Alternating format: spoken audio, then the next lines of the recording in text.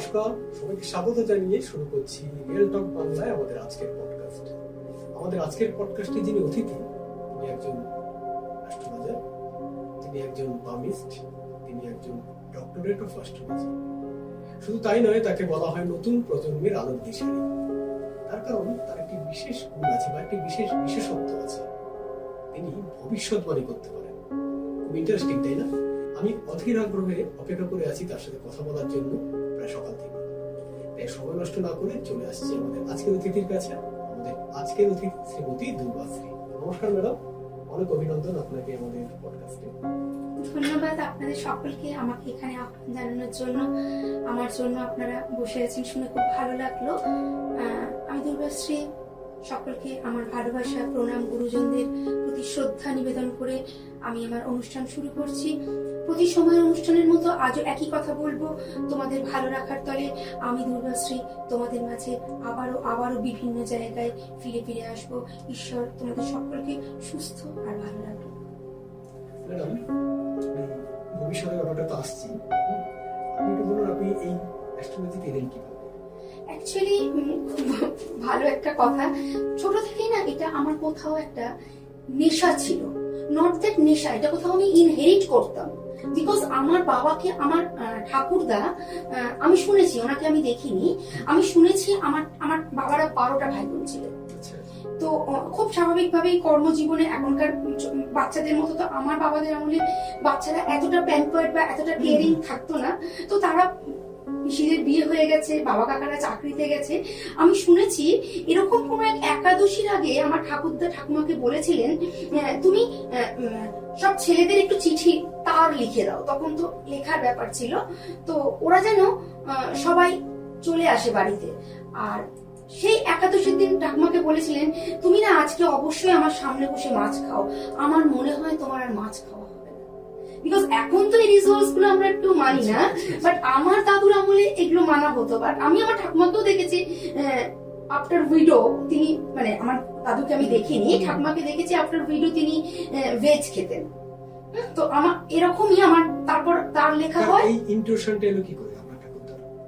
ঠাকুরদার ব্যাপারটা জানি না, উনি পারতেন। মানে মৃত্যুর পর ডায়েরিতে দেখা গেছে, আপনার সাপোজ ডায়েরিতে আপনার সব পার্সোনাল নোট করা আছে, সেখানে জন্মতিথি, মৃত্যুতিথি বলেও তার মৃত্যুতিথি তিনি হাতে লিখে পরে দেখা গেছে, বাবাদের মুখে শুনেছি।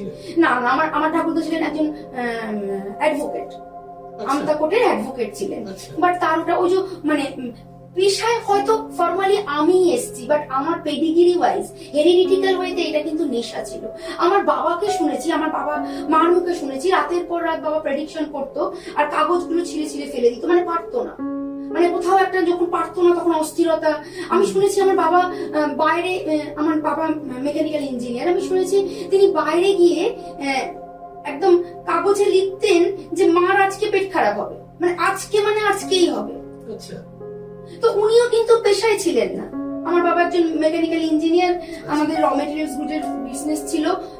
পেশায় নেশাকে পেশা করেছি প্রথম আমি। বাট এটা কোথাও একটা, আপনি বললেন না এটা হঠাৎ এটাতে আগ্রহটা এলো কোথা থেকে, তো এটা হয়তো খুব ছোট থেকেই ইনহেরিট করছিলাম। জিনগত হয়তো, মেবি।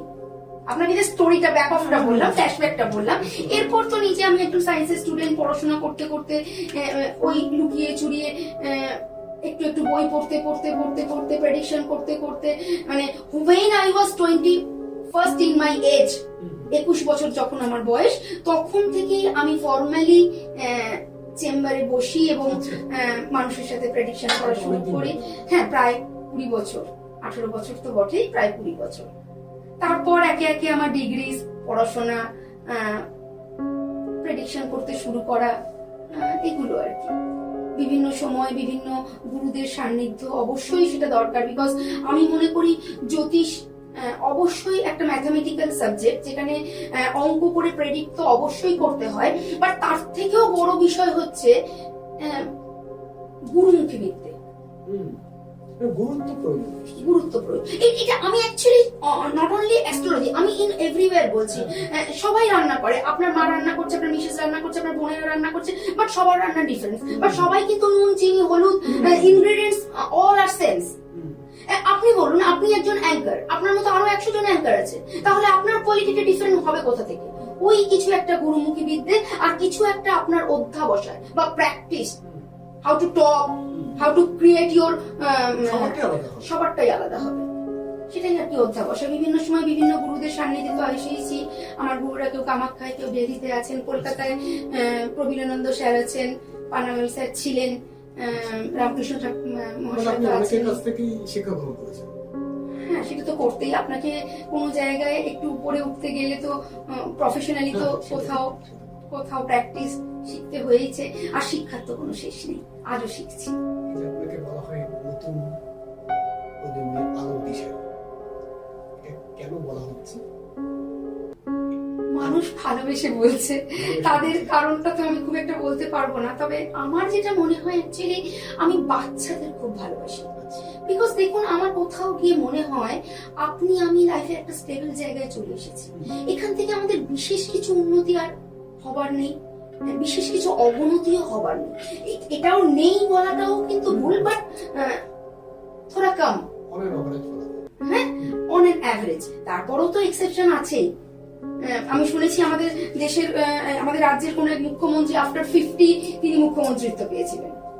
আমি সেটা এক্সেপশন, বাট নর্মালি একটা এজের পর আমরা কনস্ট্যান্ট। বাট যখন ছোট বাচ্চা, যখন একদম রুট, যখন একটা বর্ন বেবি, যখন তার 10 বছর, যখন তার 12 বছর, যখন তার 15 বছর বয়স, তখন তার জীবনটা গ্রুমিং, সে কোন দিকে যাবে তা সে, ধরুন আমি মানে অনেককে দেখেছি ইঞ্জিনিয়ারিং করলো, করে দেখলো আর ওখানে সাকসেস পাচ্ছে না, চলে এলো একটা গ্রসারি শপ করতে। আপনিও হয়তো দেখেছেন আপনার লাইফে যে হয়তো সায়েন্স নিয়ে পড়তে পড়তে হঠাৎ বিবিএ করতে চলে গেলেন। সেই সময় থেকে যদি তাদের গাইড করা না, একদম মানে 17-18 মানে যেখান থেকে আপনার স্ট্রিম গুলো ভাগ হয়ে যাচ্ছে, হোয়াট টু ডু অ্যাকচুয়ালি, সঠিক পথে নিয়ে যাবার। আপনার আমার বয়সে দাঁড়িয়ে কিন্তু পথ চেঞ্জ করার জায়গাটা কিন্তু সেইভাবে সাকসেস দেবে না যদি ঐশ্বরিক কোনো আশীর্বাদ না থাকে।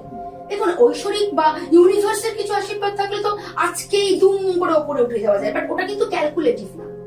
ক্যালকুলেটিভ হইতে উপরে উঠতে গেলে যেখান থেকে ম্যাথামেটিক্সটা শুরু করতে হয় অন অ্যান অ্যাভারেজ 16 অনওয়ার্ডস, যেখান থেকে একটা বাচ্চাকে আমি বলবো তুমি কোন দিকে যাবে, তুমি কি নিয়ে পড়বে। এই জন্য আমাকে নতুন প্রজন্মের আলোর দিশারি বলা হয়। বিকজ আমার অনেক স্টুডেন্ট আজকে দেশে বিদেশে, ব্রাজিলে, ইউএসএ তে, অস্ট্রেলিয়ায়, তারা কেউ ডক্টর, কেউ বিজনেস পারপাসে গেছে, তারা কেউ টেনিস প্লেয়ার। তারা খুব ছোট থেকে মানে 8 বছর 10 বছর আগে থেকে, ধরুন তারা যখন মানে আইসিএসসি বা মাধ্যমিক বা সিবিএসসি দেয়নি তখন থেকে তারা আমার কাছে আছে। তারা 10 বছর 12 বছর আমার আন্ডার, তারা এখন বড় বড় কোম্পানিতে লিড করছে। বাট তারা এখনো পর্যন্ত আন্টি কি করবো দিদি, কি করবো দুর্বাসী, এখন এই প্রমোশন আমি নেবো কি নেবো না, প্রমোশনটাও আপনার জন্য নেওয়া ঠিক হবে না, হবে না। আজকে মনে হচ্ছে এটা খুব ক্রিমি, কাল দেখলেন ওটা হয়তো ওখানে গেছেন বলেই আপনার ভুল হয়ে গেল। সেটাই হচ্ছে প্রেডিকশন। আর সেটা বাচ্চাদের পড়াটা অনেক বেশি দরকার, বিকজ স্টেবল লাইফে গিয়ে আর কি হবে। এটা খুব ভালো বলছেন, মানে এইভাবে অনেকেই বলেননি, একদম শুরু থেকে যদি প্রেডিকশনটা করা হয়, অনেকে তো আসে যখন সমস্যা আসে তখন যায়। আপনার ক্যান্সার হয়ে গেছে, এখন আমি কি করতে পারি, সেটাই তাহলে আপনার বেটার না, আপনার যদি ক্যান্সারটা নাই হয় আগে থেকে যদি প্রিকশন নেওয়া যায়। প্রিকশনের থেকে আমি মনে করি গাইডলাইন, আপনি প্রিকশনও সেকেন্ডারি। প্রথম হচ্ছে আপনি কোন ওয়েতে চললে অ্যাটলিস্ট জীবনের ধাক্কা খাওয়ার জায়গাটা কম, সেই ওয়েটা ওয়ে আউট করা বা ছক আউট করা বা প্রেডিক্ট করা। এটাই হচ্ছে একজন অ্যাস্ট্রোলজারের কাজ, যে আমি বলবো তুমি এই, যেমন আপনি আপনার বেবিকে বলেন তো বাবা এটা করো না, লাফিও না, খাট থেকে পড়ে যাবে, খুব সিম্পল জিনিস, লাফালে পড়ে যাবে। আমরা জানি না কিন্তু যে আফটার একটা এজের পর আমরা কোন দিকে মুভ করলে আমার সাকসেসটা মিরাকেলি হবে, বা আমি আমার লাইফে যতটা সাকসেস রেশিও নিয়ে জন্মগ্রহণ করেছি আমি ওটাতে টোটালি রিচ করতে পারবো। আমি চোখের সামনে দেখেছি একজন সায়েন্সের স্টুডেন্ট, সে পড়তে পড়তে হঠাৎ করে তার মানসিক বিকৃতি হলো, সে পড়াশোনা ছেড়ে দিল, অনেক বছর বসে থাকার পর তার মনে হলো সে ওকালতি করবে, তার জীবনের 5-6টা মূল্যবান বছর চলে গেল। বিকজ লাইফ তৈরি করার সময় কিন্তু 16 থেকে 26, বড় জোর 30, তারপর মিরাকেল হতে পারে, স্টেডি লাইফ তৈরি হতে পারে না। এই সময়টাই আমি বাচ্চাদেরকে গাইড করি এবং সঠিকভাবে আমার শিক্ষা অনুযায়ী তাদের পথ দেখাবার চেষ্টা করি। তাই হয়তো মানুষ আমাকে নতুন প্রজন্মের আরো বেশি করে। আচ্ছা, এই যে ম্যান্ডেট অ্যাস্ট্রোলজি, এই যে ম্যান্ডেট অ্যাস্ট্রোলজি যারা আছেন তাদের মধ্যে আপনি একজন অন্যতম। সবার একটু দর্শকদের আপনি বলবেন কি ম্যান্ডেট অ্যাস্ট্রোলজিটা কি, অনেকে জানেন না। অ্যাকচুয়ালি এটা হচ্ছে দেশ নতুন একটা কালচার, যেখানে দেশ ও দশ সম্বন্ধে আমরা প্রেডিক্ট করতে পারি। আচ্ছা, দেখুন, মানে এরকম ইন্ডিভিজুয়াল কোনো কারো না, দেখুন একটা কথা বলি, চেম্বারে বসে আজকের দিনে প্রচুর অ্যাস্ট্রোলজার আছে, আর ইউটিউবের দুনিয়ায় তো শুধু অ্যাস্ট্রোলজার, তান্ত্রিক বা কোনো পার্টিকুলারলি প্রফেশনালিজম বলবো না, সবাই সব প্রফেশনে এক্সপার্ট। ইউটিউবের জন্য সবাই আমরা রাঁধুনি, সবাই ডাক্তার, সবাই ইঞ্জিনিয়ার, সবাই সবটা একদম সবাই সবটা জানি। বিকজ ওটা মনে করছি একটু চালাবো, দুটো চারটে শুনে নেবো, ব্যাস ওটাই আমি মোটামুটি চালিয়ে দেবো, তারপর কয়েকটা ছোটখাটো ভিডিও করে রিল, যে কোনো প্রফেশনে। বাট সেখান থেকে দাঁড়িয়ে যখন আমি একটা ঘর বন্ধ করে আপনাকে প্রেডিকশন করছি, সেখানে আমি ঠিক বলছি বা ভুল বলছি সেটা কে সাক্ষী? শুধু একমাত্র আপনি সাক্ষী। বিকজ এই রুমে আপনি আর আমি প্রেডিকশন করছি, আপনাকে করছি। বাট এই ধৃষ্টতা কতজন দেখাবার সাহস পায় যে এই চেয়ারে বসে মিডিয়ায় কোনো ক্লাইমেট সম্বন্ধে প্রেডিক্ট করার, যেটা কিন্তু প্রত্যেকে জানতে পারবে, একটা ফ্লাইট ক্র্যাশ সম্বন্ধে আগে বলে দেবার, বা কোনো নক্ষত্র বা কোনো সেলিব্রিটি জন্ম হবে বা মৃত্যু হবে, কজন বলেছেন? আমি দুর্গাশ্রী একবার না একাধিকবার ম্যান্ডেট অ্যাস্ট্রোলজিকে অ্যাপ্লাই করে সেটা করার চেষ্টা করেছি, মিলে গেছে, মেলেনি, সেই রেশিওটা আমি বলবো না, সেই রেশিওটা বলবে অডিয়েন্স যারা এই প্রোগ্রামটা দেখছে বা বিভিন্ন সময় গত 18 বছর ধরে বিভিন্ন চ্যানেলে বিভিন্ন পডকাস্টে আমার অনুষ্ঠান দেখেছে, এবং তারাই ডিফারেন্সিয়েট করবে যে আর কজন মিডিয়ায় বসে ওপেনলি কারোর সম্বন্ধে বা ডেট ওয়াইজ প্রেডিক্ট করে। আমি লাস্ট ডিসেম্বর মাসে আগরতলার কোনো একটা চ্যানেলে বসে বলেছিলাম জানুয়ারি ফেব্রুয়ারিতে একাধিক ফ্লাইট ক্র্যাশ হবে এবং শেয়ার মার্কেট ক্র্যাশ করবে। অলরেডি এটা হয়ে গেছে। আমার পডকাস্ট রিলিজ হওয়ার আগেই সেটা হয়েছে, মানে আমি বলার, বিকজ আজকে যে আমি কথা বলছি, জাস্ট আমি মানে ক্যামেরার পিছনে ম্যাডামের সাথে আলোচনা করছিলাম যে আমাকে কোনোভাবে এগুলো শর্ট লিস্টেড, বিকজ আমি আজকে কিছু প্রেডিক্ট করবো যেটা হয়তো আপনার পডকাস্ট রিলিজ হওয়ার আগেই সেটা হবে। হবেই, আমি দুর্গাশ্রী বলছি হবেই। আমি না বলে কেউ আমাকে চ্যালেঞ্জ করলে আমি খুশি হবো, বিকজ আমি 100% না, আমি হয়তো 98%, বিকজ 2% বাকি আছে বলি আমি মানুষ, আর আমি মানুষই থাকতে চাই, আমার শিক্ষার জায়গাটা থাকুক, সেটাই আমি চাই। আমারও ভুল হবে, আমার ভুলটাও কেউ কারেক্ট করবে, বিকজ আমার ভুলটা সামনে এলে আমি খুশি হই। তাই আমি ম্যান্ডেট অ্যাস্ট্রোলজিকে ভালোবাসি, যেখান থেকে দাঁড়িয়ে দেশ 10 সম্বন্ধে প্রেডিকশন করা যায়। আপনাকে ঘরে বসে একা একা চেম্বারে প্রেডিকশন করছি, এটা তো কোনো ব্যাপারই না। এটা তো আপনি পেপার খুললে সকাল থেকে রাত্রি অবধি 100টা অ্যাস্ট্রোলজারের নাম পাবেন, এবং ইউটিউব স্ক্রল করলে তো 100টা না 1 লক্ষটা নাম পাবেন। সবাই প্রেডিকশন দিচ্ছে। কি কি প্রেডিকশন? একা বসে করতে পারি বা রাশি লগ্ন অনুযায়ী প্রেডিকশন। প্রথমত রাশি লগ্ন অনুযায়ী প্রেডিকশনটাকে আমি ব্যক্তিগতভাবে একেবারে সমর্থন করি না। যদি আমি ভুল হই, আমি সকলের কাছে ক্ষমা প্রার্থী। কেন? যদি আমি ভুল হই, আমি কেন রাশি লগ্নটা মানি না? বিকজ আপনি একটা কথা বলুন, 12টা মাত্র রাশি, 12টা মাত্র লগ্ন, 27টা মাত্র নক্ষত্র, কোটি কোটি কোটি কোটি মানুষের ভাগ্য তার মধ্যে জড়িয়ে আছে। ভারতবাসী, শুধু ভারতবাসী কেন, ওয়ার্ল্ডবাসী কোটি কোটি মিলিয়ন মিলিয়ন, তার মধ্যে আছে 12টা রাশি। তাহলে কি ভাগ্যটা টোটাল 12টা ভাগেই ভাগ করা যায়? সেক্ষেত্রে জ্যোতিষীরা বলছে এটা সার্বিক গণনা। কি সার্বিক মানে? হোয়াট টু মিন বাই সার্বিক? I want to know properly কি হবে কানেকশন। ওই আপনার একটু রোগা বা মোটার মাঝামাঝি হতে পারেন, লম্বা বা বেটির মাঝামাঝি একটা হতে পারেন, কালো বা ফর্সা, একটু ওই দিকে ছিল, আপনার অবস্থাটা একটু খারাপ। এই একটু ডেফিনেশন কি? আপনার কাছে মনে হচ্ছে 50,000 টাকা খারাপ, আমার কাছে মনে হচ্ছে 50,000 টাকা খুব ভালো, আমার ক্যামেরা ভাইয়ের কাছে মনে হচ্ছে মাসে 5 লাখ টাকা ইনকাম করে টু ব্যাড। এই একটু ডেফিনেশনটা কি? স্পেসিফাই করতে হবে। 10 থেকে 12 দিন। আপনার রোজগার 1 লাখ থেকে 1.5 লাখের মধ্যে হতে পারে, 10 থেকে 15,000-এর মধ্যে হতে পারে, স্পেসিফিক। তো এটা হচ্ছে ম্যান্ডেট অ্যাস্ট্রোলজি। আপনাকে আরেকটা সবথেকে বড় কথা, ম্যান্ডেট অ্যাস্ট্রোলজি দেশ 10 সম্বন্ধে প্রেডিক্ট করতে হবে, যেখানে আমি কোনো ব্যাপার না, সেটা লক্ষ লক্ষ মানুষ মিলিয়ে নিতে পারবে। তাহলে আপনি যে রাশি লগ্ন ধরে মানে আপনার পছন্দ না ব্যাপারটা, যখন না খুব সুন্দর একটা কথা বলেছেন, আমার পছন্দ না, আমার পছন্দ না। হ্যাঁ মানে কি বলবো, আপনি ইন শর্ট কথাটা খুব ভালো বলেছেন, বাট স্ট্রেটলি আমি এই কথাটা বলছি না, বিকজ কোটি কোটি মানুষ পছন্দ করে, কোটি কোটি ইউটিউবে এই একটা রাশি ধরে একটা প্রেডিকশন করলে একদম মিলিয়ন ভিউয়ার্স পাওয়া যাবে, সেখানে দাঁড়িয়ে আমার পছন্দ না। কিন্তু আপনি আমার ঠিক ভয়েসটাকে ইন শর্ট টার্ম ঠিকই বলেছেন, হয়তো তাই, বিকজ আমি আপনাকে লজিক্যালি বললাম। ক্ষমা করবেন আমি ভুল কিছু বলে থাকলে। আপনি ভুল বলেননি, আপনি আমার কথাটাকে খুব ক্লিন স্ট্রেটলি বলেছেন, যেটা হয়তো আমি ঘুরিয়ে বলছিলাম, আপনি খুব স্ট্রেটলি কথাটা বলেছেন। আমরা জানতে চাইবো, বা আমার দর্শক বন্ধুরা জানতে চাইবো, আপনি কিভাবে প্রেডিক্ট করেন জানেন ইন্ডিভিজুয়ালি? কারণ প্রথম কথা হচ্ছে প্রত্যেকটা রাশিতে অন্তত 15 কোটি মানুষ বিলং করছে। 12টা যদি রাশি হয়, 130 কোটির যদি দেশ হয়, তাহলে প্রত্যেকটা রাশিতে ম্যাথামেটিক্যাল ওয়েতে 15 কোটি মানুষ মিনিমাম বিলং করছে। তাদের সকলের ভাগ্য কখনো কি এক হচ্ছে? আপনি বলুন, সাপোজ আই ডোন্ট নো আপনার রাশি কি। হ্যাঁ, এবার আপনার মিন, আচ্ছা আমিও মিন। আমাদের সময়টা কিন্তু 27 জুনের পর থেকে একটু সমস্যায় পড়বো। বেশ সমস্যা। না না, এখন ঠিক আছে, এখন ঠিক আছে, এখন চলছে। হ্যাঁ, 27 জুন শনি বক্রি হয়ে যাবে। হ্যাঁ, বক্রি হয়ে গেলে একটু প্রবলেম হবে, একটু প্রবলেম হবে। এর আগে বক্রি হয়ে এখন তো আবার স্ট্রেট চলছে শনি, অ্যাকচুয়ালি ডিরেক্টলি এখন 7.5 চলছে। যদিও বৃহস্পতিকে শনি খুব একটা এফেক্ট করতে পারে না, খুব বেশি এফেক্ট করতে পারে না, বিকজ তারা, শনি কাকে এফেক্ট করে জানেন তো? আমরা ভাবি শনি 7.5 মানে একটা বিস্তর ভয়ের ব্যাপার। এটাও একটা মিসকনসেপশন।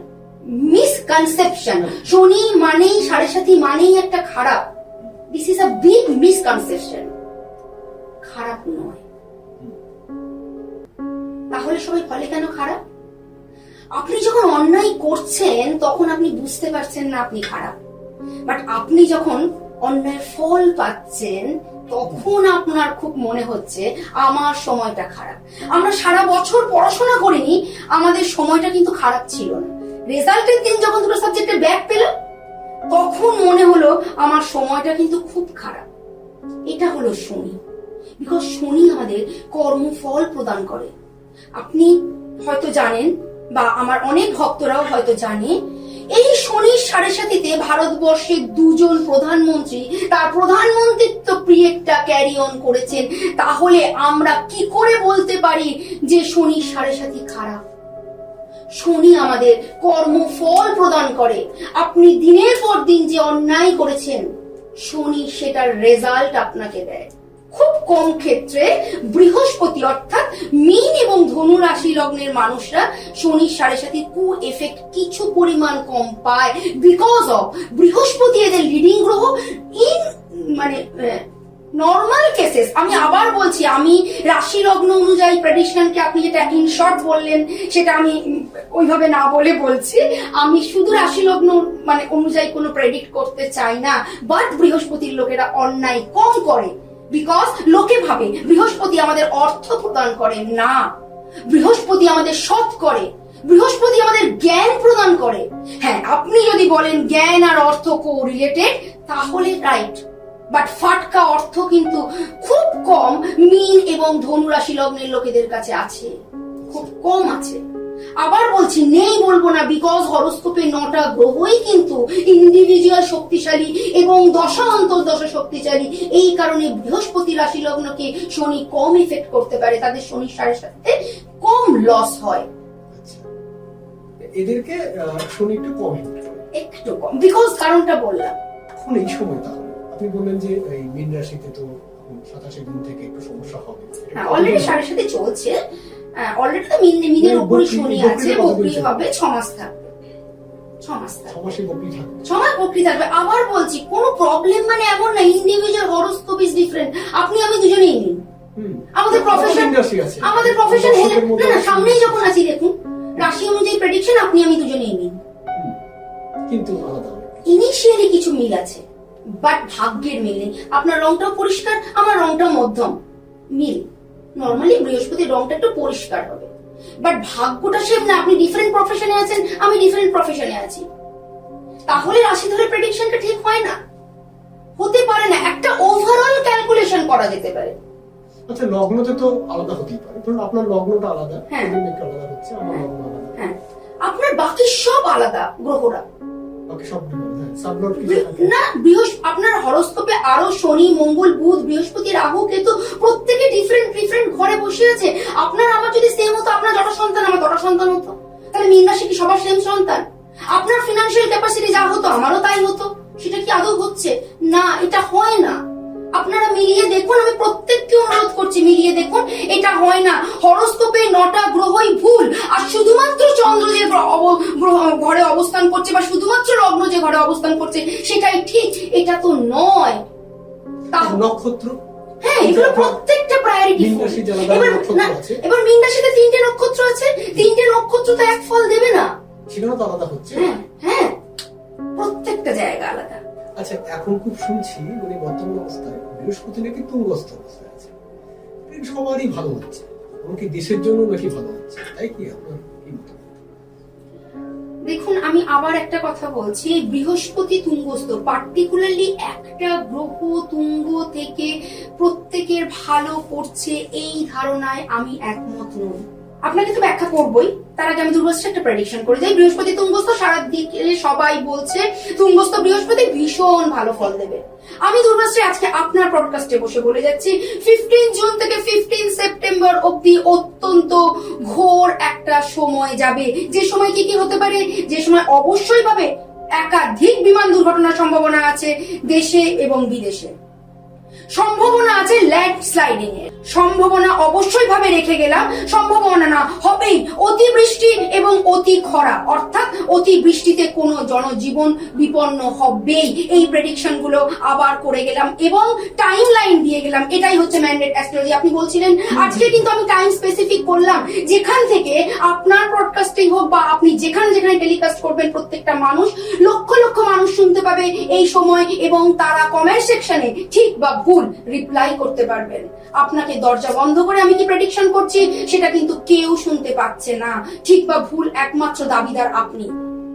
আমার এই ধৃষ্টতাই আমি আমার গুরুদের থেকে এবং আমার ভক্তদের আশীর্বাদ ভালোবাসায় এইটুকুই আমি পেয়েছি, এটাই আমি চেষ্টা করি। যাই হোক, আপনার প্রশ্নের উত্তরে চলে আসলাম প্রেডিকশনের পর।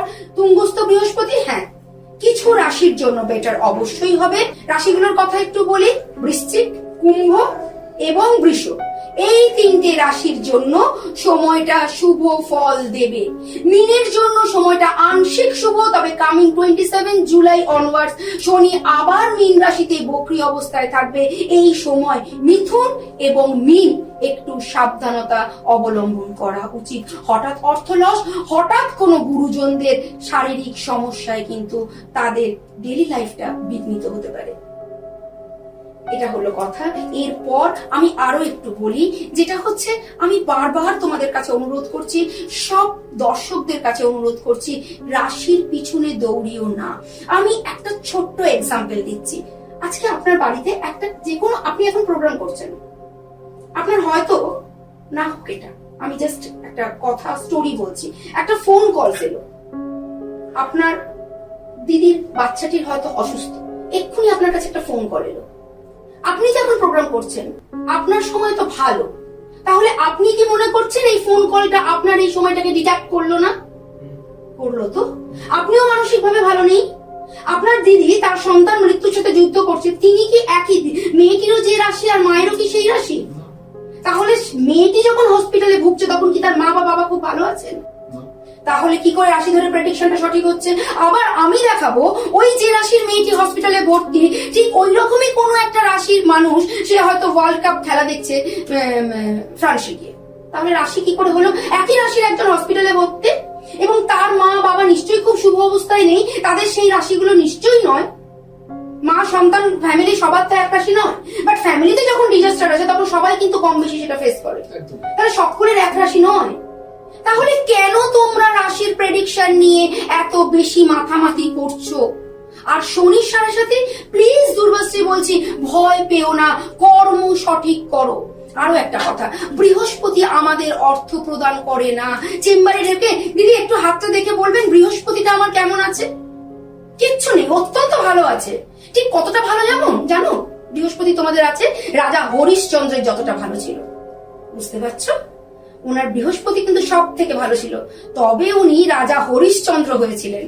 তবে উনি হিস্টোরিক্যাল ফিগার হতে পেরেছিলেন। উনি কিন্তু রিচেস্ট হতে পারেননি। ওনার সন্তানের মৃত্যুর সময় মৃত্যু দাহ করার অর্থটিও তার কাছে ছিল না। তিনি রাজা হরিশ্চন্দ্র। বৃহস্পতিটা কিন্তু তার অত্যন্ত ভালো ছিল। ছিল কোন ঘরে জানো? সপ্তমে। I requesting you all, please সপ্তমে যাদের বৃহস্পতি আছে তারা কখনো ভগবানের পুজো করো না। না তো বামা খ্যাপার, না তো মা কালীর, না তো শ্রীকৃষ্ণের, না তো শনি মহারাজের, কারোর পুজো করো না। যত পুজো করবে তাদের লাইফটা তত ডিজাস্টারের দিকে চলে যাবে, লাইক রাজা হরিশ্চন্দ্র। তোমার কি দরকার চেম্বারে গিয়ে সেই প্রশ্নটা করো, দিদি বা স্যার বা ম্যাডাম আমার এটা লাইফে আছে, ইয়েস অর নো। আমার বৃহস্পতি কেমন আছে, আমার শনি কেমন আছে, আমার রবি কেমন আছে, এইভাবে কোয়েশ্চেন করো না। কারণ তোমরা তো ব্যাক অফ দ্য মাইন্ডে ফিনান্সিয়ালি কতটা স্ট্রং হবো সেটা নিয়ে কোয়েশ্চেন করছো। বৃহস্পতি অর্থ প্রদান করে না, বৃহস্পতি জ্ঞান প্রদান করে, বৃহস্পতি নলেজ দেয়, বৃহস্পতি সৎ মানুষ তৈরি করে। একটু আগেই বললাম বৃহস্পতি জাতক জাতিকাকে শনি ওইভাবে এফেক্ট করে না, মানে as compare to other, because তারা সঠিক পথে চলার চেষ্টা করে। হ্যাঁ, সঠিক পথে চললে অর্থাভাবও কখনো হবে না। আবার রাতারাতি রিচ হওয়ার পসিবিলিটিসও খুব কম থাকে, বিকজ হঠাৎ করে যে গ্রাফটা ওঠে সেই গ্রাফটা উঠতে সাহায্য করে রাহু অথবা শুক্র। আর যদি তোমরা একটু শিক্ষিত আমার বন্ধুরা জানো, নিউটনের third law says every action has a same and alter reaction, অর্থাৎ যে গ্রাফটা খুব স্মুথলি উঠে যায় সেই গ্রাফটাই খুব স্মুথলি পড়ে যায়। অর্থাৎ রাহু বা শুক্র যাদের রাতারাতি অর্থ দেয় তাদের আবার 2-4 বছর পর জেলেও পাঠিয়ে দেয়। বৃহস্পতির অর্থ কিন্তু জেলেও পাঠায় না, রিচেস্টও করে না। এটা আমরা দেখতে পাচ্ছি আজকে চারপাশে। একদম এটা দেখতে পাচ্ছি আমরা চারপাশে। আমি আপনাকে একটু জিজ্ঞেস করছি, আপনি আমাকে বলেন যে বৃহস্পতি যদি সপ্তমে থাকে পুজো করো না, এটা কারণ কি? এই কারণটা ব্যাখ্যা করতে গেলে তো আজকের আর কোনো ব্যাখ্যায় যেতে পারবো না। কারণ একটাই, হরোস্কোপটা প্রথমে প্রেডিকশন করতে হবে এবং এই হরোস্কোপে ওই পথটা অবলম্বন করলে তোমার জন্য খারাপ হবে। ধরো তুমি কাউকে বলছো জলে যে বেশি জল ঘেটে পরিষ্কার করার দরকার আছে, আবার বেশি জল ঘেটে পরিষ্কার করলে হাজা হবে। তো সুতরাং ওই বৃহস্পতি যদি সপ্তমে নরমালি থাকে, তার ওই রাস্তাটা মানে কার কোন রাস্তাটায় চললে পথটা সুগম হবে এর জন্য হরোস্কোপটা প্রেডিক্ট করা এবং ওই কারণগুলো গুরুর মুখ থেকে জানা ভীষণভাবে দরকার। ইন শর্ট আমি আপনাকে বলতে পারবো না। তাহলে আরেকটা প্রশ্ন করি আপনাকে, এই যে আপনি বললেন যে এটা খুব ভালো, মানে পয়েন্টটা খুব ভালো সেন্স মেক করেছে নিশ্চয়ই, যে রাশি তো অনেকেরই মিলছে, খুব ভালো আছে কেউ খারাপ আছে। আর যার রাশিতে প্রধানমন্ত্রী যে রাশিতে আছেন সেই রাশিতে নিশ্চয়ই আরো 1200 কোটি মানুষ আছে। হ্যাঁ সে তো বটে, সবাই প্রধানমন্ত্রী, সবাই প্রধানমন্ত্রী, তাহলে উনি তো রাশি বা রাজা হয়েছেন, একজন যে রাজা হয়েছে সে তার একটা রাশি আছে, তার রাশি আছে। সেম রাশিতে হয়তো সে আরেকজন ঢুকে। রাশির প্রেডিকশন থেকে প্লিজ একটু দূরে থাকো। তারপরও আমি বললাম বৃহস্পতি কুম্ভস্থ থাকার জন্য কোন কোন রাশির একটু বেটার হতে পারে, কারণ মানুষ খুশি হয়। তাহলে কোন প্রেডিকশনে যাবে? হরোস্কোপ প্রেডিকশন করতে জানতে হবে প্রথম, মাঝখানে এবং শেষ একটাই কথা, we should know properly how to predict our horoscope. এরপর অন্য কিছু। একজন ডক্টরকে আপনি একটা কথা বলুন তো, একই ইয়ারে একই ব্যাচে একই টিচারের থেকে পড়ে 100টা ডক্টর একই ইয়ারে পাস আউট করছে, তাদের সকলের পজিশন কি সমান? কেন নয়? তাদের অধ্যাবসায়, তাদের সাধনা, তাদের গুরুজ্ঞান, তাদের হরোস্কোপ ইন্ডিভিজুয়াল। অর্থাৎ প্রথম হরোস্কোপটা জানতে হবে, আদৌ কতটা তোমার হরোস্কোপে পসিবিলিটিস আছে। শুধু আমি রেমেডিস করে ভালো হয়ে যাব, প্রথমে এই কনসেপশন থেকে প্রত্যেককে অনুরোধ করছি বেরিয়ে আসার জন্য। ঈশ্বর আমাকে কি দিয়েছেন? তুমি কি মনে করছো একজন কুচকুচে ওয়েস্ট ইন্ডিজের একজন কুচকুচে কালো মানুষ রোজদিন পার্লারে যদি যান, রোজদিন রেমেডিস করেন, তিনি একজন মানে সাউথ আফ্রিকার ফর্সা মানুষ হয়ে যেতে পারবেন? তাহলে রেমেডিস প্রথম না, প্রথম হরোস্কোপ, প্রথম ডক্টর। আজকে প্রত্যেকে আমরা জানি ক্যালপল খেলে ভালো হয়ে যায়, জানেন তো, আপনি জানেন তো জ্বর এলে ইনিশিয়ালি ক্যালপল খেয়ে নিতে হবে।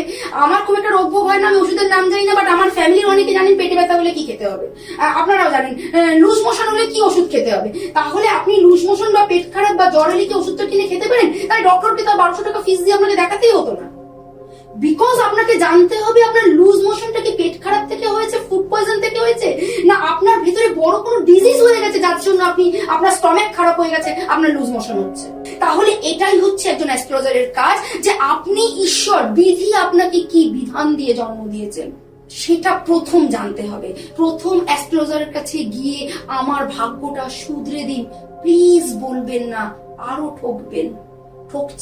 ঠকবেন, দিনের শেষে বলবেন জ্যোতিষ ভণ্ড। না, আজকে আপনাদের মিথ্যে প্রশ্রয়ের জন্য পেপারে সকাল থেকে রাত্রির অবধি দেখা যায় 5,000, 10,000, 12,000 টাকায় বশীকরণ হয়ে যাচ্ছে।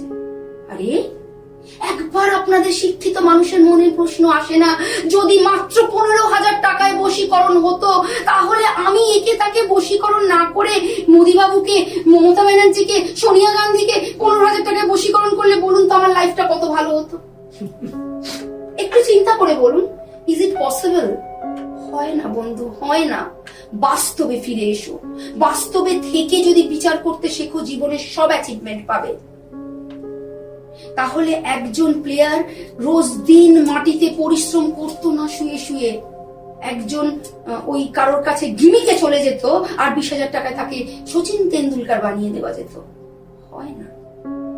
আর্চেরিকা শুধুমাত্র সচিন তেন্ডুলকারকে ট্রেন করেননি, লক্ষ লক্ষ স্টুডেন্টকে ট্রেন করার পরই সচিন তেন্ডুলকার হয়েছিলেন, বিকজ তার হরোস্কোপে ছিল please I am requesting you all, first নিজের হরোস্কোপটা প্রপারলি জাজ করো, সেখানে কোথায় কোন গ্রহ আছে, ঈশ্বর তোমাকে ম্যাক্স টু ম্যাক্স কি ভাগ্য দিয়ে জন্ম দিয়েছেন, তুমি ম্যাক্স টু ম্যাক্স কোথায় যেতে পারো।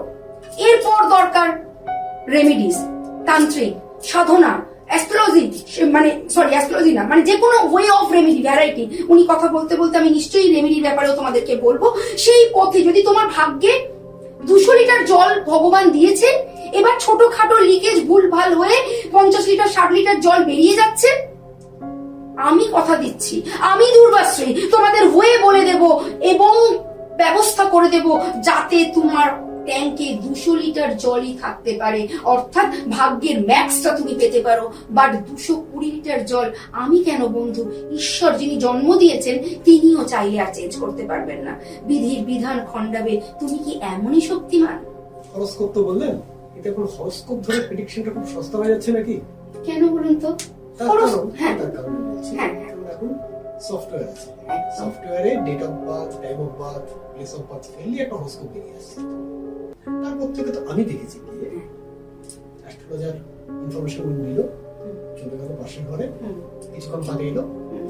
একদম ঠিক বলছেন। আমি তো এক্ষুনি বসে এই যে মিডিয়ায় যখন ফোন আসে আমি হরোস্কোপ প্রেডিক্ট করি, কি করে করি, ওই ডেট অফ বার্থ সফটওয়্যারে ফেলি আর সাথে সাথে হরোস্কোপ বেরিয়ে আসে। তাহলে এটা আলাদা কি হচ্ছে? এটা যে কেউ করতে পারছে না, আপনি হরোস্কোপটা বের করে ফেলতে পারছেন, অর্থাৎ আপনার লগ্ন কি, চন্দ্র কি, মঙ্গল কোথায় আছে, বুধ কোথায় আছে, শনি কোথায় আছে, এইটা বের করে দিল। এবার প্রেডিকশনটা, সেটাই তো গুরুমুখী বিদ্যে, সেটাই তো অধ্যাবসায়। ওই 12 ঘরের একটা কাটাকুটি বেরিয়ে আসবে তার সফটওয়্যার থেকে, বেরিয়ে তো এলো। এবার এই প্রেডিকশনটা কি এত তাড়াতাড়ি হয়ে যাবে? দেখি সঙ্গে সঙ্গে বলে যাওয়া যায় না, 1 থেকে 1.5 ঘন্টা লাগে। ওই কি বলবো বলুন তো, প্র্যাকটিস ওয়াইজ। যেমন আপনি একদম নর্মালি চিন্তা করুন, একজন ডক্টর যখন আপনি ঢুকবেন, তার ওই প্র্যাকটিসের ডেপথ অনুযায়ী তিনি আপনাকে দেখেই মোটামুটি বলে দেবেন যে আপনার রোগা হওয়ার রিজনটা হচ্ছে আপনার শরীরে এই মেটাবলিজমের গন্ডগোল আছে, এই থাইরয়েডস এর কনফিগারেশনের গন্ডগোল আছে। ওভারঅল তার প্র্যাকটিস থেকে তিনি কিন্তু বলে দেবেন আপনার চোখটা লাল হয়েছে, আপনার জন্ডিস হয়েছে, না আপনার নর্মালি চোখটা একটু রোগ রয়েছেন বলে লাল হয়েছে, কিন্তু ডক্টর বলতে পারবেন, আমি পারবো না। বাট যখন সেটাকে সিওরিটিতে আসতে হবে তখন কিন্তু তাকেও ঘন্টার পর ঘন্টা ব্যাপারটা বুঝতে হবে, বিভিন্ন রকম টেস্টিং রিপোর্ট নিতে হবে। তাই মানে এআই বা কনফিগারেশনে ফেলে যেটা আসে সেটা একটা ম্যাথমেটিক্যাল ক্যালকুলেশন, সেটা কিন্তু প্রেডিকশন না। Calculation and prediction is far far far difference. হরোস্কোপটা তো সফটওয়্যার বেসড। সবাই সেম, হরোস্কোপ সবার সেম। আপনি 100 জনকে দেখালে আপনার মীন রাশি বলবে কিন্তু, বাট 100 জন কিন্তু আপনার হরোস্কোপের প্রেডিকশন সেম করবে না। এবার ইউ হ্যাভ টু জাজ যে কার প্রেডিকশন সঠিক, তারই বিদ্যা সাধারণ সঠিক। মানুষ কি করে বুঝবে এখানে? বুঝবে না। যেখানে দেখিবে ছাই উড়িয়া দেখিবে তাই, পাইলেও পাইতে পারো অমূল্য রতন। আপনার যখন বিপদ, আপনার সন্তানের যখন শরীরটা খারাপ, আপনি কোন ডক্টরকে দেখাবেন, আপনার সন্তান যখন 12 এইচএস দিচ্ছে কোন টিচারকে পড়াবেন, সেটা তো ইউ হ্যাভ টু চুজ। এবং তার জন্য আপনার ওই সব রকম টিচারই ঘুরিয়ে ফিরিয়ে আছে, মানে রিসার্চ করে দিতে হবে। এটা তো আপনাকে বুঝতে হবে। আমি বলবো সাধারণ আমি বেস্ট, মানুষকে- সবাই বলবেন আমি বেস্ট, বাট আপনাকে আপনার শিক্ষাগত যোগ্যতা দিয়ে আপনার তা মানে সামনের মানুষটাকে জাজ করে you have to choose for your own. সেটা ঠিক। তাহলে এটা বোঝা গেল যে সাধারণ মানুষকে একটুখানি দেখে শুনে পা ফেলতে হবে। আচ্ছা, বাস্তু বাস্তু কতটা এফেক্ট করে? আমার চোখে তো অনেকটা, আমার চোখে তো 50 and above percentage, বাট শাস্ত্র ভালো থাকলেও যে বাস্তু সমস্যা। হ্যাঁ, এটাই বলছি, আমার চোখে তো 50 and বাস্তু তো 50 and above percentage। আমি সেটা ম্যাথমেটিক্যাল ওয়েতে আপনাকে বুঝিয়ে দেবো, আপনি যদি মানেন তাহলেই ঠিক। আর শাস্ত্র বলছে 33% বাস্তু আমাদের জীবনযাত্রাকে এফেক্ট করে। আমরা যদি 100% ভাগ্যফল পাই, 33% বাস্তু, 33% জন্মগত হরোস্কোপ, 1% হচ্ছে আমাদের কর্মফল, আর পারাদ্য জন্মের ফল নিয়ে আমাদের টোটাল 100%। আচ্ছা, আপনি কোনো জন্মছক দেখে কি বুঝতে পারেন যে তার বাস্তু কিরকম আছে? অবভিয়াসলি এটা বোঝা যায়। অবভিয়াসলি বোঝা যায়। ওই হরোস্কোপটা যদি আপনি প্রেডিক্ট করতে পারেন 1 থেকে 100, আপনার বাবা মা, আপনার সন্তান, আপনার বাড়িটা, আপনি আজকে বাড়ি থেকে যখন বেরিয়েছেন আপনার স্ত্রী কোন রঙের শাড়ি পরেছিল সেটাও বোঝা যায়। সময় লাগবে, ধৈর্য লাগবে, ক্যালকুলেশন করতে হবে, এতটা এতটা বোঝা যায়। অবশ্যই বাস্তু। এবার আপনাকে একটু বুঝিয়ে বলি বাস্তু কেন এফেক্টিভ। প্রথমেই একটা কথা বলি, বৃক্ষ নিয়ে কথা বলি, তারপর মানুষে আসবো। পাহাড়ি অঞ্চলে যে সমস্ত গাছ দেখা যায়, সমতলে কি সেই গাছ দেখা যায়? সমুদ্রের ধারে কি সেই দেখা যায়? তাহলে সেটা তো তাদের বাস্তু। মানে পাহাড়ের গাছটা বাস্তু ওয়াইজ তার কনফিগারেশনটা তৈরি করেছে। কিন্তু একটা কুকুরও যে প্রদেশে থাকে সেই প্রদেশের মতো তার স্ট্রাকচার হয়, বিকজ সেটা কিন্তু বাস্তু। তাই তো আমি এই বাস্তুর কথায় একটা মেজর কথায় চলে আসি। বম্বেতে একটি বাড়ি আছে, এটা একটা হিস্টোরিক্যাল বাড়ি। এই বাড়িটা একটা সময় রাজেন্দ্র কুমারের ছিল। এই বাড়িটি একটি সময় অভিনেতা রাজেন্দ্র কুমার, তার লাইফের সাকসেসটা আপনারা নিশ্চয়ই জানেন বলি হঠাৎ করে রাজেন্দ্র কুমার বলে ফেললেন। এই বাড়িটা তার হাত থেকে হ্যান্ডেড ওভার হয় রাজেশ খান্নার কাছে। রাজেশ খান্না এই বাড়িটি কেনার পর স্টার থেকে সুপারস্টার হয়েছিল প্রথম হিস্ট্রিতে। বর্তমানে বাড়িটির ওনার হলেন অক্ষয় কুমার। তিনি কোথায় আছেন আমি নিশ্চয়ই বলবো না আপনাদের সকলকে, আপনারা আমার থেকে বেটার জানেন। একটি বাস্তু কি, ওই বাড়িটাই তার সাকসেস। আমার একটা স্টোরি বলছি, সাথে সাথে দেখবেন আপনাদেরও এরকম অনেক স্টোরি মিলে যাবে। একটা ছেলে বিশাল উঁচু পোস্টে চাকরি করত। সেই ছেলেটি কোনো একটা রিজনে তার মামার বাড়িতে ব্যাক করলো। ওখানেও সে ভালো চাকরি করতো, বাট ওই মামার বাড়িতে, বোম্বে থেকে মামার বাড়ি চলে এলো। ওখানে তার সারাউন্ডিং বন্ধু বান্ধব মদ মাতাল হয়ে ছেলেটা লাইফ থেকে স্ক্যাটার আউট হয়ে গেল। বাস্তু আর পরিবেশ তো, মানে বাস্তু খারাপ হলে মানুষ নেশাতেও জড়িয়ে যাচ্ছে। শুধু নেশা না, একাধিক মানে অ্যান্টি সেক্সের সাথে তার রিলেশনশিপ, শুধুমাত্র বাস্তুর জন্য। শুধুমাত্র বাস্তুর জন্য 3 টাকা আয়, 4.5 টাকা ব্যয়। শুধুমাত্র বাস্তুর জন্য কেন ব্যয় হচ্ছে বুঝতে পারছি না। বাস্তু একটা বিশাল এফেক্ট। আপনি দেখবেন নতুন বাড়ি করে গৃহপ্রবেশের দিন অ্যাক্সিডেন্ট হয়ে গেছে, ফ্যামিলির কেউ মারা গেছে, তার জীবনের সবটুকু দিয়ে বাড়ি বানাচ্ছে এবং সেই এজ আছে। শনির জাতকদের কোন বছর কোন বয়স থেকে কোন বয়স অব্দি বাড়ি তৈরি করলে বিপদ হতে পারে। হরোস্কোপে কোন গ্রহ বা কোন গ্রহের কোন অবস্থান অনুযায়ী বাস্তুর এফেক্ট নেগেটিভ হয়, কার কোন বয়সে বাড়ি করা উচিত। কোন হরোস্কোপ দেখে আমি বলি তুমি নতুন বাড়ি কিনবে না, সেকেন্ড হ্যান্ড বাড়ি কিনবে। তাহলে এই বাস্তু ভালো করার কিছু টিপস কি দেবেন দর্শকদের? দিতে পারি, একটাই কথা বলবো সকলের জন্য। প্রথমত আমি একটা কথা বলি, ছোটখাটো টিপস আমি বিশ্বাস করি না। আমি দুর্বাসী ছোটখাটো টিপসে বিশ্বাস করি না, শুধুমাত্র অ্যাট্রাকশন।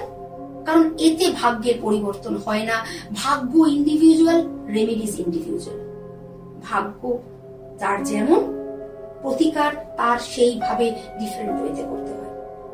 তবু উনি যখন জিজ্ঞেস করেছেন, আমি বলবো অবশ্যই ভাবে গৃহে একটা মাছ থাকে, কি যেন, অ্যাকোরিয়াম রাখা ভীষণ ভাবে দরকার। বিকজ আমাদের সারাউন্ডিং, আমরা প্রত্যেকে 5টি জিনিসকে নিয়ে বেঁচে আছি: earth, air, fire, space and water. এই সবকটা জিনিসের সমন্বয়ে আমাদের লাইফস্টাইল চলছেই। কেউ বলতে পারবে না, কোনো লাইফ বলতে পারবে না এগুলো একটাও কম হলে আমি সার্ভাইভ করতে পারবো। এই 5টা জিনিসই যার মধ্যে সাফিসিয়েন্ট থাকে, দ্যাট ইজ অ্যাকোরিয়াম। আপনি চোখটা বন্ধ করে একবার অ্যাকোরিয়ামকে চিন্তা করুন। ছোট ছোট গাছ আছে, অর্থাৎ স্পেস আছে। ফায়ার বলবেন, দিদি ফায়ার কোথায়? অ্যাকোরিয়ামে মাছগুলোকে বাঁচিয়ে রাখার জন্য সব সময় অ্যাকোরিয়ামের ভেতরে একটা লাইটিং সিস্টেমকে রাখতে হয়, অর্থাৎ আলো ওর মধ্যে রাখতে হয়। কিছু লাইফ যখন আছে তখন অবভিয়াসলি অক্সিজেন সেখানে আছে। হ্যাঁ, আমি আবার বলছি, অ্যাস্ট্রোলজি 100% সায়েন্টিফিক একটি শাস্ত্র। বুঝতে হবে। ঘরে অ্যাকোরিয়াম রাখো, ঘরে মানি প্ল্যান্ট রাখো। বাস্তুকে ভালো করার জন্য আমি বলবো গৃহের কিচেন, গৃহের বাথরুম সব সময় ভালো রাখবে। বিকজ বাথরুম আর কিচেনেই রাহুর অবস্থান। প্রত্যেককে বলবো একটি কিচেনে নর্থ ইস্টে একটি সবুজ লাইট জ্বালিয়ে রাখো। আর ঘরের প্রত্যেক বাবা মাকে বলবো তার সন্তানকে দিয়ে বাথরুমটা পরিষ্কার করাও। অবাক লাগবে, কি বলছেন দিদি, আমাদের একটা বা দুটো সন্তান, বাথরুম পরিষ্কার করাবো? তারা তো স্কুল থেকে এসে নিজের ড্রেসটাই নিজে খুলে রাখে না। বন্ধু, করাও। আর করিয়ে দুর্বাশ্রীকে আফটার 6 মান্থস পর একটু ফিডব্যাক দাও। 6 মান্থে ভাগ্য পরিবর্তন হবে না, তার নেচারের পরিবর্তন আসবে। বিকজ আজকাল আমাদের চন্দ্র দিন দিন সামনে চলে আসছে। প্রত্যেকটা ছেলে মেয়ের রাহুর অবস্থান খুব একটা ভালো নয়। আমি প্রত্যেকের কথা বলে ভুল করছি, হরোস্কোপ ইন্ডিভিজুয়াল, বাট তারপরও বলছি এখন বর্তমানে রাহু বেশিরভাগ লোকেরই খারাপ। তাই প্রত্যেক বাবা মাকে বলবো সপ্তাহে একদিন বুধবার হলে ভালো হয় বাথরুম পরিষ্কার করাও, বাথরুম নুন দিয়ে পরিষ্কার করাও। এতে কিছুটা হলেও সন্তানের অ্যাগ্রেসিভনেস কমবে। না, আমি একটু জানতে চাইছিলাম, সবাই যেরকম বলে যে বেডরুমটা ধরুন কোন দিকে থাকা ভালো, অবভিয়াসলি বা ঠাকুরের জায়গাটা কোন দিকে থাকা ভালো।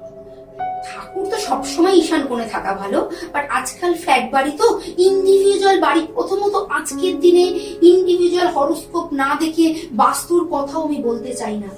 তার কারণ হচ্ছে এখন প্রত্যেকটা বাস্তুই বাস্তু দোষ।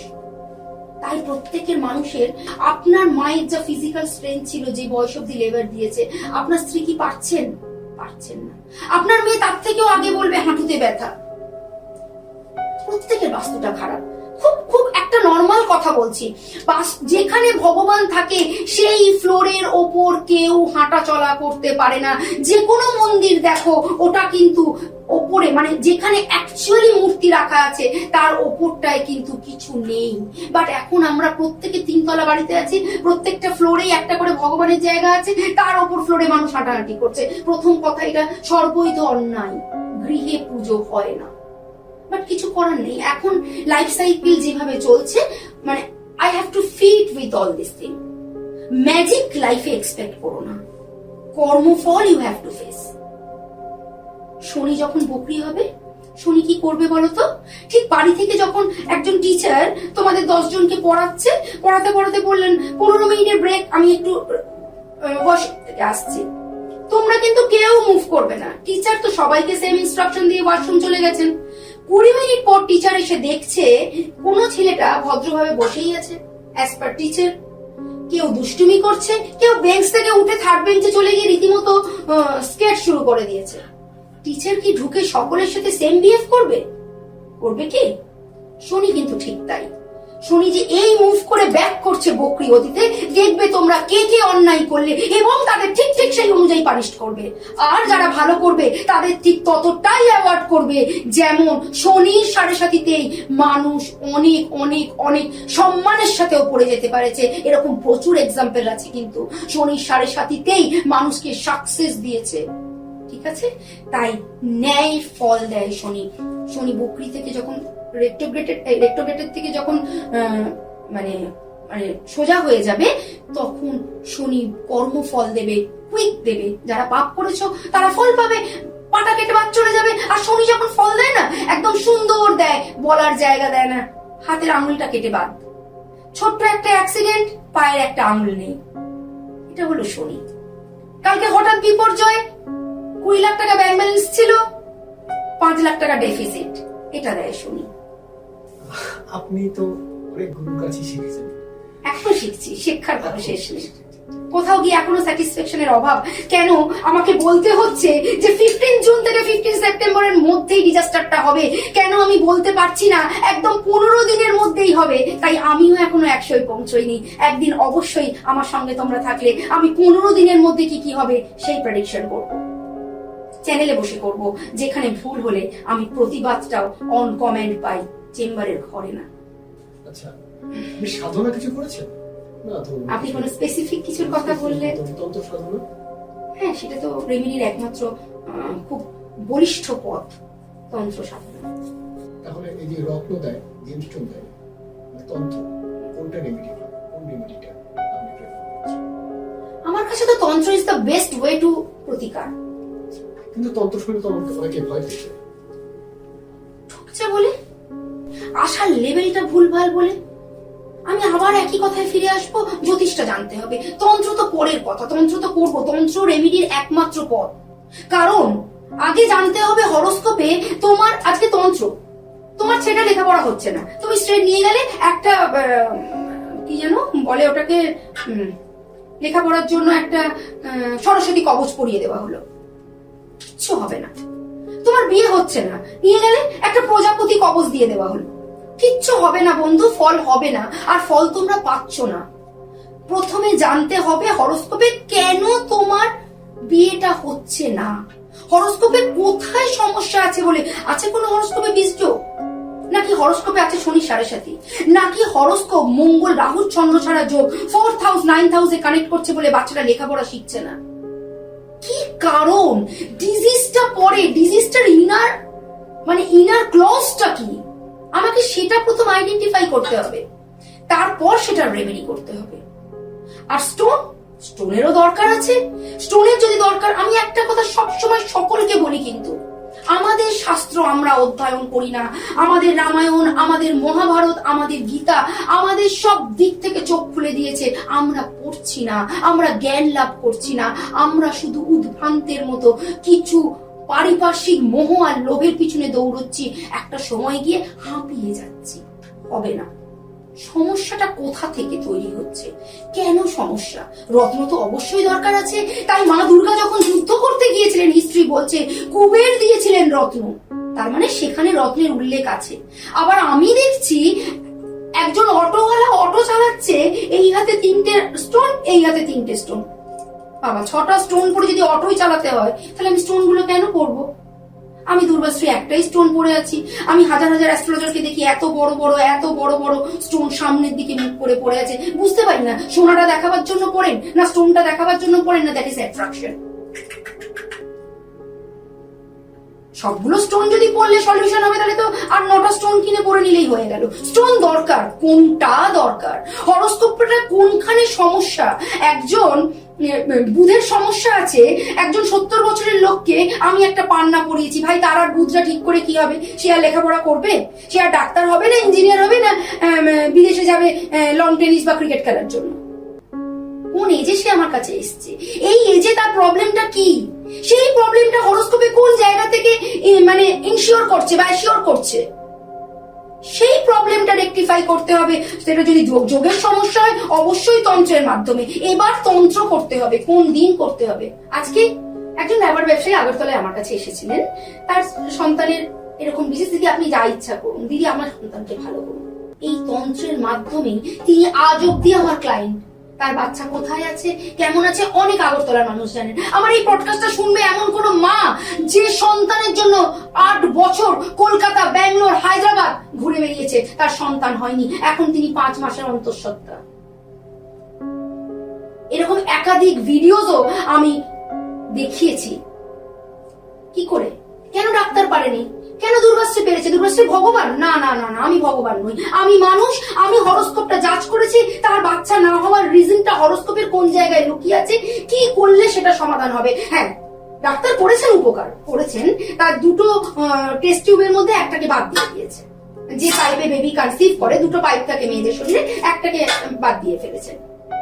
এখন 2টোকেই বাদ দেওয়ার পর যদি আসতো, আমি কিন্তু না করে দিতাম। জায়গাই নেই তো আমি হওয়াবো কোথা থেকে?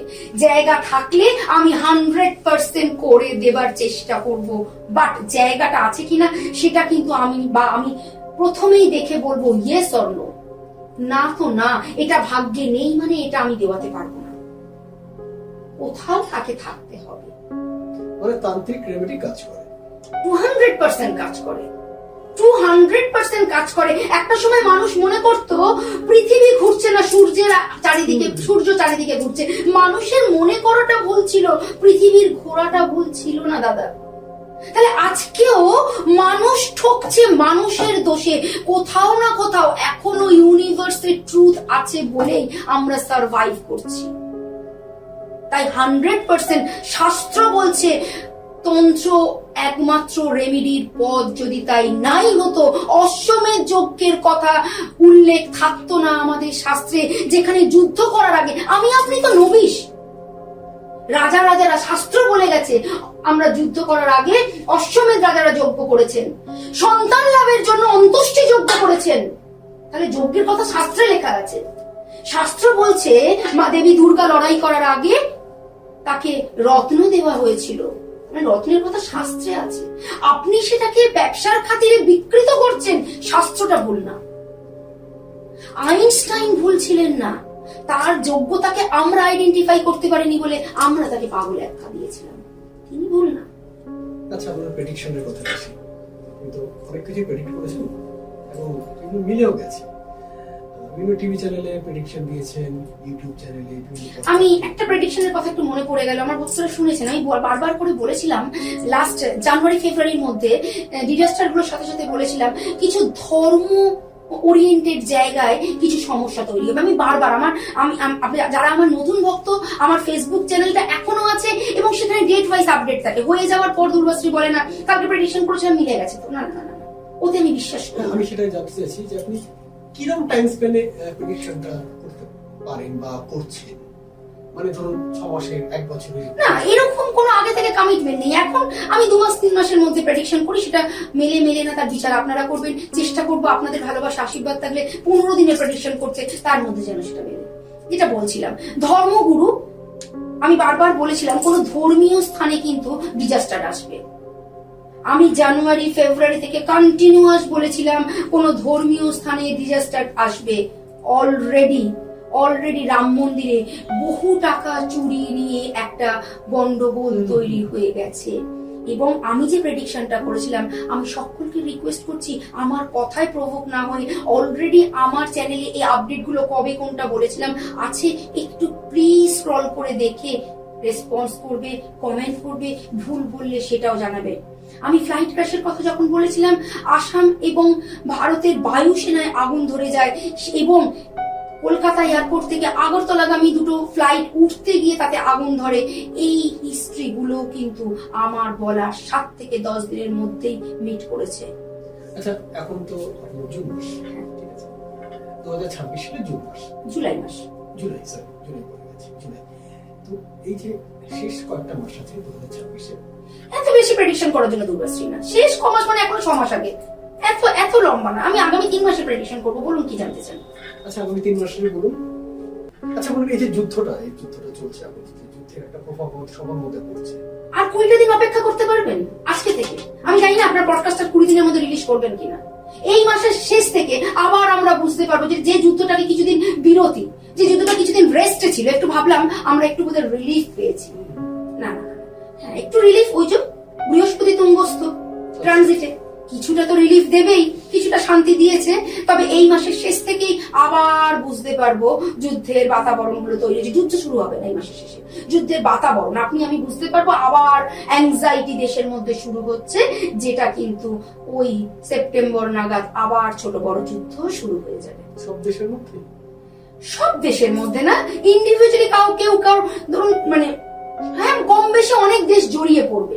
সব দেশের মধ্যে একটা আপেক্ষিক কথাবার্তা হয়ে গেল, একটা মানে খুব কমন কথা হয়ে গেল। এখন যুদ্ধটা চলছে, এখন চলছে না, আপাতত একটু বন্ধ আছে, চলছিল।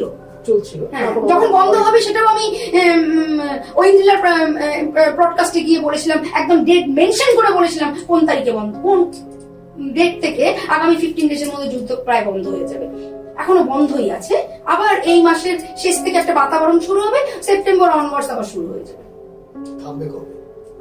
আগে শুরুটা না, আগে শুরু হোক। আপনারা বলুন দিদি, আপনার প্রেডিকশন মিলেছে বা মেলেনি, তারপর নিশ্চয়ই থামার কথা। জন্মের আগে মৃত্যুর কথা কি করে বলবো? ফ্লাইট ক্র্যাশের আরো বেশি অ্যাওয়ারনেস থাকলো। আমি আবার ফ্লাইট ক্র্যাশের কথা উল্লেখ করছি।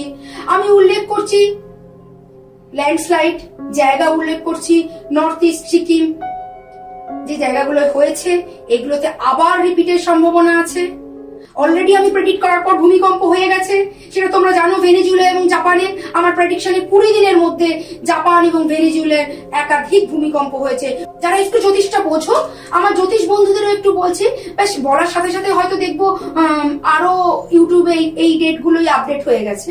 এনিওয়েজ 2027 বর্তমান ইয়ারটা 2000 এটা 26, কামিং 27 জানুয়ারি মাসে ট্রানজিট যে অবস্থায় থাকবে, 1991-এ ট্রানজিট সেই অবস্থায় ছিল।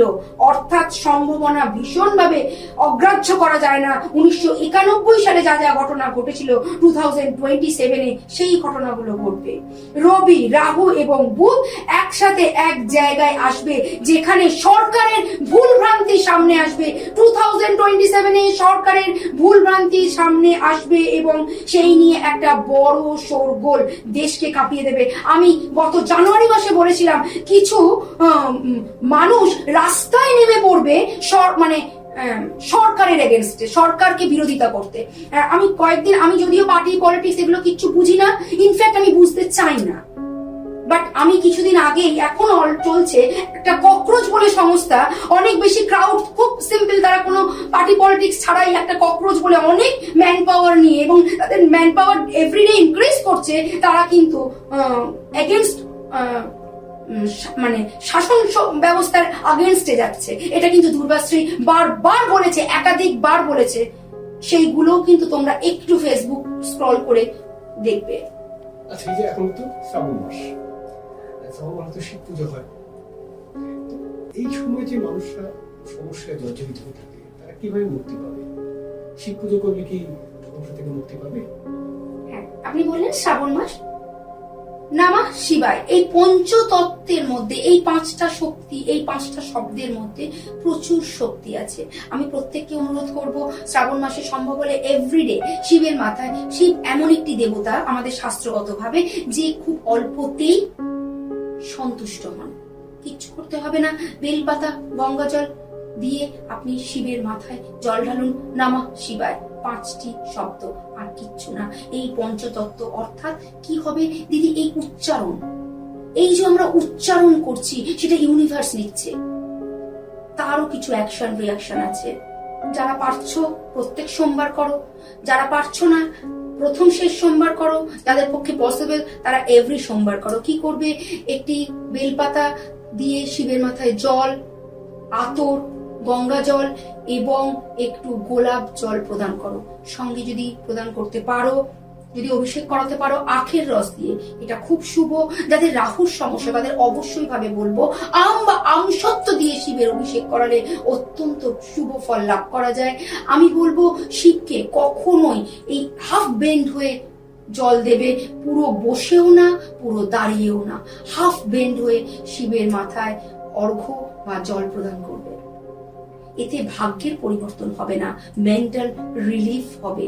ঈশ্বরের নাম প্রার্থনা করলে ইউনিভার্সকে কিছু সেন্স পাঠানো হবে, অবশ্যই তাতে কিছু হলেও সুফল লাভ করবে। এছাড়া আমাদের ভারতবর্ষের হ্যাঁ অবশ্যই আছে।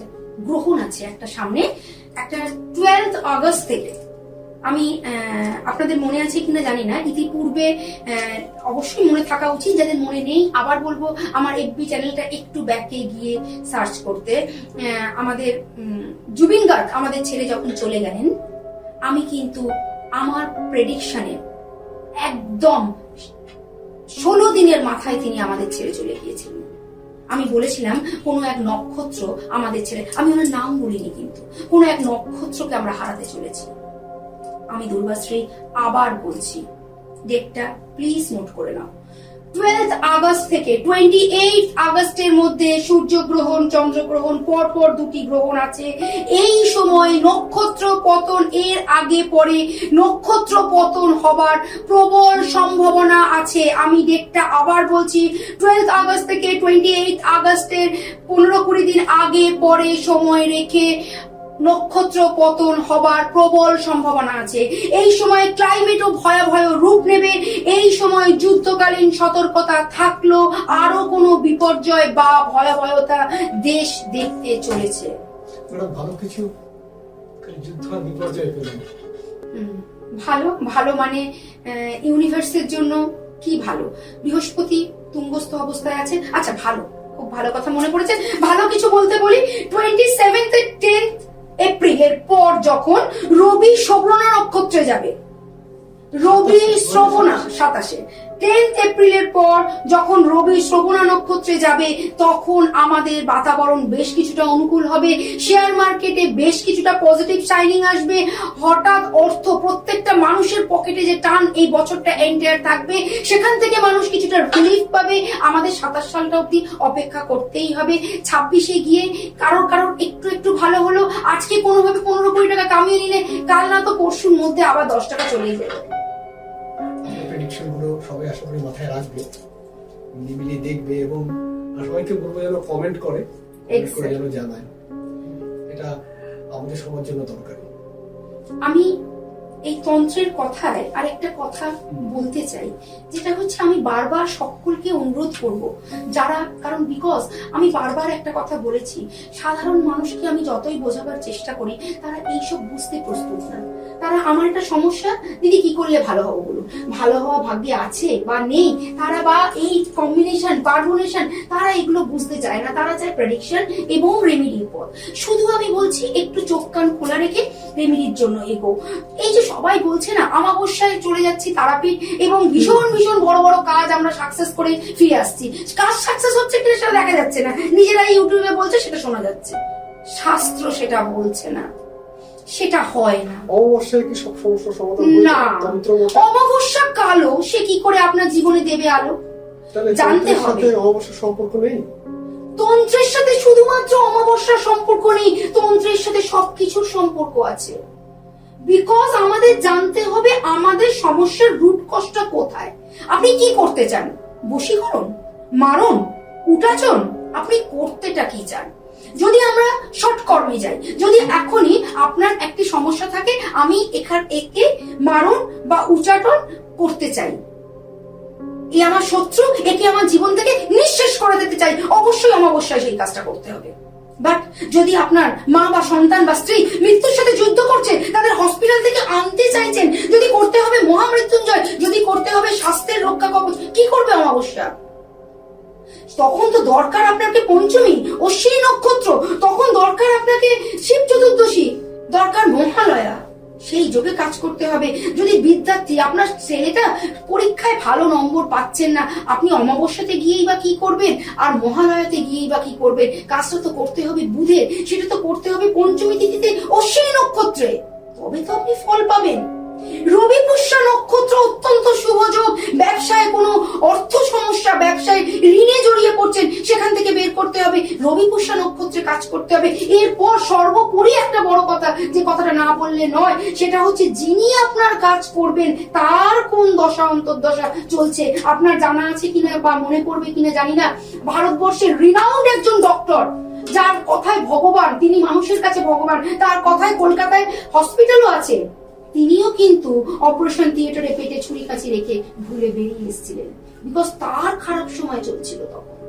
তাহলে আমি যদি রেমেডিটা করি, মনে পড়ছে তো, আমি যদি রেমেডি করি, আমার কোন সময় চলছে, একমাত্র দুর্বাশ্রী চেম্বারের কোনো টাইম দেওয়া থাকে না। আমি যে বিভিন্ন কলকাতা আউট অফ ক্যালকাটা চেম্বারে যাই, আমার কোনো ডেট ফিক্স থাকে না, বিকজ সেই মাসে আমি দেখি আমার কোনটা গুড টাইম চলছে, আর সেই টাইমে আমি চেম্বারের ডেটটা ফিক্স করি। বিকজ আমার গুড টাইম, এখন যে কথা বলছি আমার সময়টা ঠিক হলে, আমি আজকে আধ ঘন্টা লেটে পডকাস্টে ঢুকেছি, কেন? তার পিছনেও কারণ আছে। বিকজ ওই সময় ঢুকলে হয়তো অন লাইভ আমার ব্রেনটা কোল্যাপস করতো, আমার কথা জড়িয়ে যেত, আমার বুধ এমনিতেই ট্রানজিটে এখন বুধ বকরি, হয়তো বুধ অশুভ থাকতো, আমি কথা বলতে পারতাম না। 10 মিনিট পর ওই রাহুক্ষণটা সরে গেল আমার জন্য, আমার জায়গাটা ক্লিয়ার হলো, আমার কথাটাতে আপনি ইমপ্রেসড হবেন। আমি একই কথা বলছি, আপনি কারোর প্রতি সম্মোহন হচ্ছেন, কারোর কথা শুনলে আপনি ইরিটেট হচ্ছেন, কেন? কোন স্যার পড়াচ্ছে, আপনার কথা শুনতে ভালো লাগছে, কোন স্যার পড়াচ্ছে, আপনি ভাবছেন কখন বেরিয়ে যাব, আর পারছি না, তাহলে তার এখন সময়টা কেরম চলছে। এই সবগুলো বিচার করে যদি রেমিডিস করা যায়, 100 না 200% একটা মাকে সন্তান দেওয়া যায়। একটা বিয়ে যার হচ্ছে না তাকে অবশ্যই বিয়ে পিড়িতে বসানো যায়।